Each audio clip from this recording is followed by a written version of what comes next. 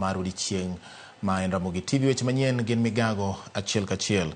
Wadani wateri nyaka gwenge ma Homa Bay kocha kama wang'iyo weche mag chal mag thieth ahinya to mago mag jochiw thieth miluongo ni nurses. Riwruok mar nurses gi jochiw thieth mamoko ma ong'ere kaka clinical officers obogo mar luongo ng'anyo e ndalo 21 mabiro ka giseyo piny owacho mar kaunti ma Homa Bay kuom rem mamedo sara jowetegi manomed lemo dwe mar abich gani.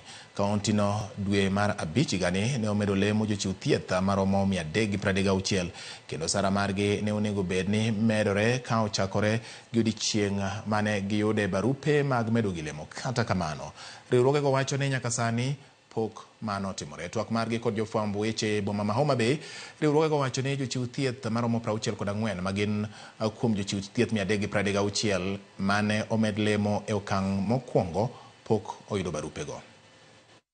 Miyo sirikal mar county government ndalo 21 mondo migi act on these promotions. Kok nyal timore ndalo 21 kaka union, our next course of action ong'ere. Mok danga wach gika, lakini wang'ere ni koko timore bang' ndalo 21 then onge tiende mar dhi kata kuonde wa mag tich go eko. Nitiere clinical officers mano gole payroll sandalo mane wantiere e ng'anyo mano last for odiochienge 100.